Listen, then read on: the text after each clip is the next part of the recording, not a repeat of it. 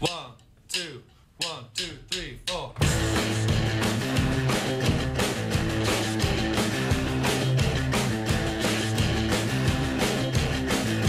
Well, that music got to get you going this Friday morning. Joining us in the studio, of course, it's Fill-In Friday. So we've got a guest host, and to my left is April Navarro. Thanks very much for coming in today. Thank you very much for having me. One of the band members of Jane's Addiction is Dave Navarro. Yes.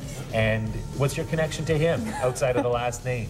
Oh, geez, you're going to start with the hard questions first thing. Okay. And Dave is my now ex-cousin-in-law, but Okay. good but friend still now. Friend. Yeah. Well, and for people who aren't familiar with Dave Navarro, of course, he's with Jane's Addiction, or was with them. Yes. Red Hot Chili Peppers Yes. as well. Married to Carmen Electra. Yes. Right. And, you know, has done reality TV as well. Yeah, he's, Which, yes, a couple of things. Which you have done also. I have. Which we'll talk about your role in reality TV when we come back after the news in the next segment. So, so yeah, she was in Flavor of Love. And we'll find out how that experience was when we come back after the news. Don't go. Music to wake you up by courtesy of April Navarro this morning. And, you know, we were talking a little bit ago about you being related through marriage to Dave Navarro, and we've got a picture of the two of you together. Oh, right. What can you tell us about this gentleman? Because, of course, he's been in the limelight for years and years because of his accomplishments, because of his marriage to Carmen Electra as well. Yes. What can you tell us about him? Well, what I can tell you about Dave is that he is an incredibly talented musician, but I'm sure everybody knows that. And he's just, he's a very, very nice guy, and he's constantly trying to do stuff to better the planet. You know, he has a couple of bands, side projects that he does, and, you know, when Hurricane Katrina hit, he did a benefit for that. Tsunami benefit. He's always trying to help. He's a really wonderful Is this man. something that you've seen that he's grown into, or is this something that you're aware of that he's been concerned about for years?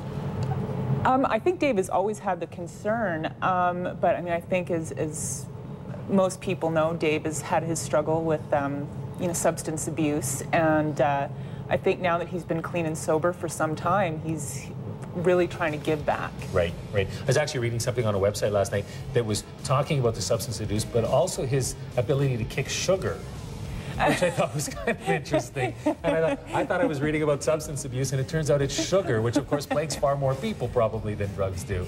But I thought that was kind of interesting, that him talking about his struggles just with that even. Well, you know, people who are addicted to heroin actually tend to, when they come off it, really go for the sugar. I'm not really sure what the science is behind that. Mm-hmm.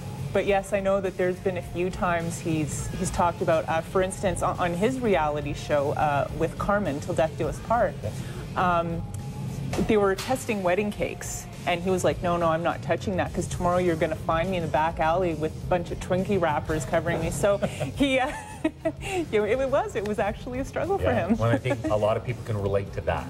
Yes. You know, trying to kick those sorts of things. Well, we've got the news coming up, and then after that, as we talked about, you were in Flavor of Love. Yes. And so we'll be showing some scenes from that and talking about your experiences with the rapper Flavor Flav. All right. Sounds great. Don't go away. All right. We're here in the studio with April Navarro, and we're talking about reality shows. You had the good fortune, shall we say? Yeah, we'll say good fortune. Okay. The therapy for the post-traumatic stress syndrome is going so well. Is it going well? So it's positive now. Okay, but before perhaps not quite as much, I guess. Yeah. Well, you were in Flavor of Love, which is with Flava Flav. Yes. Who, quite an interesting character who seems to now, once a popular rapper, seems to be making his career as a reality show star these days. Yes. And so you were in that, and so what's the premise behind the story, behind the show? Well, Flava Flav's looking for love. Okay. Yeah. You think a rap star would be able to find it without having to have a show? You think somewhere out there, or is he, because he comes off like this wacky guy. He's very wacky. He is, eh? Yes. Okay, yeah. He's pretty much what you see on that show is what you get. That's how he is off camera as well, eh? Yes. Okay, so we've got a scene that we're going to look at here from your appearance. You were only in one show. And as you say, yes, happy that that's as long as it went. So let's take a look and see what it was like for April on Flavor of Love. I love it. I got bubbles. I actually still don't even really know why, but, you know. Here's to the bubbles. There was really no rhyme or reason to it. Hi, I'm your host. So if I put this here, does it bring back horrible flashbacks? It start to get the tick. Exactly. I can understand that. He is you know, he's a little bit weird when you're like when you live in Edmonton and you look at Flavor Flav, he seems a little bit weird. A little bit weird. So was that your acting ability? Because you look like you might have been upset if you were let go there, and yet now that you've been let go, it's like, woo! You know, I think that the way I looked in that had very little to do with being upset that I was being eliminated, Right. and more to do with the psychological torture they put you through. So what did they put you through? Before the show? Well, first what they do is, well, they sequestered all the girls in an individual hotel room for 3 days. There was no phone in our room. We weren't allowed to leave the room for any reason. Okay. So no contact with friends, family, nothing. So were you with the girls or were you by yourself? Completely by yourself. Okay. Completely by yourself. And then the day that we went to the mansion, there was about 10 girls in these big oversized vans and a producer in the passenger seat who made sure that none of us talked. Okay. And we sat in that van for about 6-7 hours. Nothing to eat, nothing to drink. Bring us all into the mansion. And we're standing on what you see in the elimination ceremony there, standing up on these blocks. And, yes. Yeah. And still not allowed to talk, still had nothing to eat or drink. It's been about 8 hours at this point. And with the promise always that, oh yeah, we've got water coming, don't worry about it. Okay.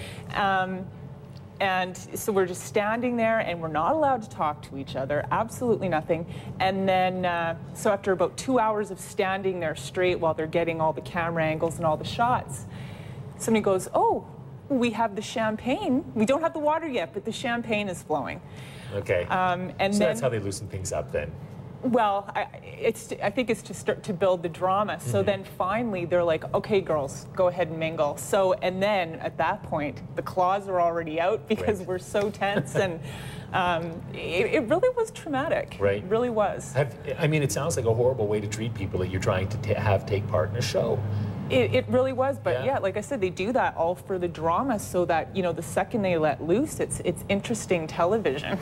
I guess. Because, everybody's on edge. So now you left after the first show, do you think they do that leading up to every show? Or are things different once it got going and they were able to mingle a little bit more? Or was it still very controlled? No, I think it was a lot more just do what you want at that point after that first show, because the rivalries had already developed. Okay. So, and then those became the focal points, obviously, of the show. So why did you do it? I did it as a favor. As we know, Dave has done reality shows, which was for VH1. And so he set me up. So I sort of did it as a favor. Right. But it still was a lot of fun, and it was a great experience. So did you sit Dave down afterwards and explain to him what he got you into? And shake him a little bit and go, do you have any idea what this has cost me? Okay. No, we've had a couple of laughs about it, but I wasn't too